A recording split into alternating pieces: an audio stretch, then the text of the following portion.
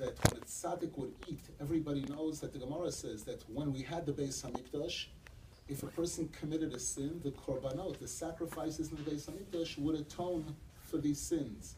The Gemara says today we don't have a Beis Hamikdash. Shulchanoi shel adam mechaper kamizbeach. A Jew's table, if he eats properly with holiness, then his table is like a mizbeach, and the food that he eats is like korbanot. So there was a custom among Hasidim that the Hasidim, when they would see the rabbi eating, they believed that the food that he ate was extremely holy, korbanot, and they would want to grab a piece of it, to grab a little piece to taste from this korbanot, to get an elevation. So Rav Nasan said there are some people that come to me for that purpose.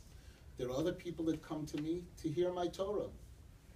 They appreciate the type of Torah and the level of Torah that I'm teaching, and they come for that reason. And he said there's a third category of people that come to me that want to be engraved in my heart. He used an expression in Yiddish, eingebacken in Herzen, deeply, deeply engraved in my heart. And he said to two of his closest students, Rav Nasan Zal, Rav Naftali Zal, he said, I would like you to be from those who are eingebacken in Herzen, who are deeply, deeply engraved in my heart.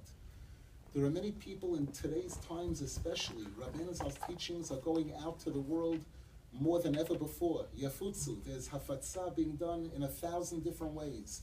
In Eretz Yisrael especially, there are hundreds, a few hundred mashpiyim, people who are qualified today to give shiurim, give classes, and they're giving it all over Eretz Yisrael. Yishuvim, people are traveling, going, people are coming and going. People are coming to hear shiurim, and those that give shiurim are traveling to all kinds of yishuvim and cities all over Eretz Yisrael. There are alonim every Friday. There are thousands of pages of alonim related to the Parshas Shavua that are going out all over Eretz Yisrael and all over the world. And today there's an internet.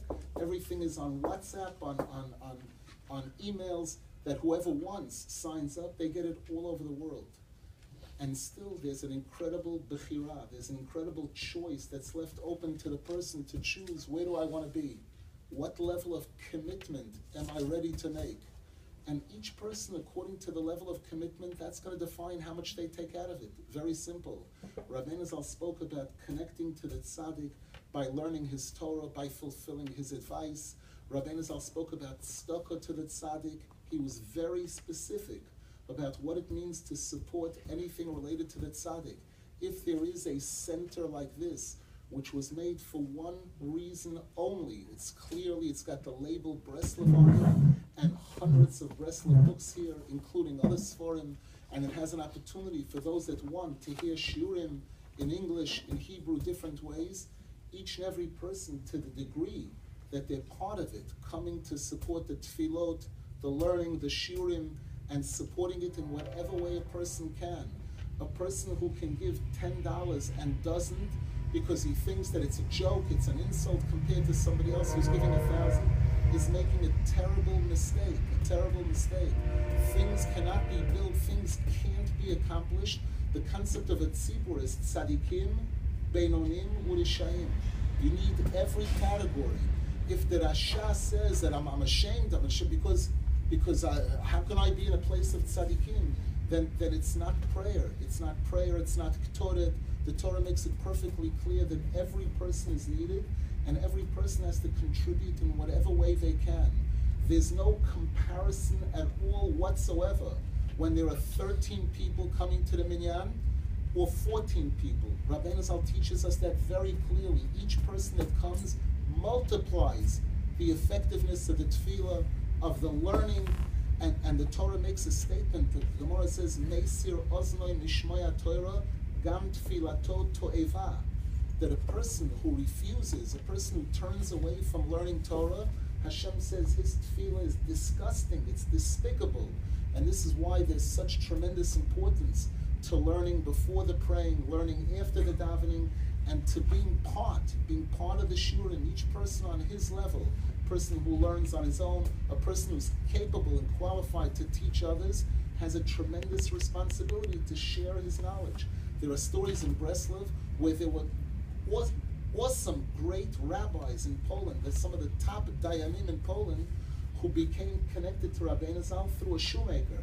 There was a shoemaker, and they saw his avodah. They saw his tikkun chatzot. They saw him come into the shul and sit down on the floor at 2 o'clock in the morning, and they saw him reading chatzot, and they saw tears streaming down his face, and they said, wow, we're learning Torah all day, we're big rabbis, and he's more religious than us. He's closer to Hashem than we are. What's his secret? They asked him, what's your secret?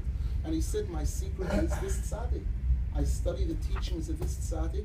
This tzaddik really connects you to Hashem from A to Z. He doesn't leave anything out at all. The Shulchan Aruch starts, page 1 in the Shulchan Aruch.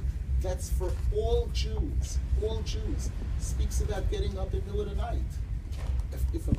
For a person to make believe it's not written there, or to ignore it, or to say that we don't do that, is silly. A person's making a joke, he's making fun of himself. If a person says, I can't do it because of particulars, I know it's right, I know it's excellent, but right now I can't do it for certain reasons, but I aspire to it, I pray to be zoche to do it, then the person's honest. And chas v'shalom, if a person makes believe that it's not there, they don't see it, they're ignoring it, they're making a terrible mistake. And it's extremely important for each person to realize that whatever I could do to make this place more open, that people should want to come, that people should see the beauty of Rabbeinu Zal's teachings. Each and every person is in a position to make Kiddush Hashem or Chilul Hashem. And today we have a situation, people were here a few days ago, we were in the Safra Shul, which is a shul that's not officially Breslev and that's not unofficially Breslev. But yet, if things are done properly, if things are done the way Rabbeinu Zal teaches us, then with time and with patience and with goodwill, those people who are real will definitely open the door and welcome Rabbeinu Zal's teachings and give an opportunity to be able to teach these Sfarim in all the shuls in Florida. I hope that in whatever way that I can possibly contribute while I'm here or when I'm in Eretz Yisrael, I have email, I have a phone. If anybody wants to be in touch, please do. And I hope that Hashem will guide me in terms of being able to spend more time here and making a serious commitment to contribute in whatever way I can. Tiskul Mitzvot, all those that help the center in every way. Tiskul Mitzvot for those that are helping us, helping me do what I do in Eretz Yisrael, whether it's the outreach, the shiurim, whether it's the kollel that we support, all the different things. We're partners, it goes both ways, B'ezrat Hashem. Hashem should help that everybody should have a happy Pesach. We're going into Nisan now. Hashem should show us, just like He showed us miracles then, He should show Am Yisrael and each and every individual here the miracles that we need, the chesed that we need, to be zocher to refuot, yeshot, smachot, zivukim, everything that we need, and together to bring about the coming of Mashiach. Amen. Amen. Amen.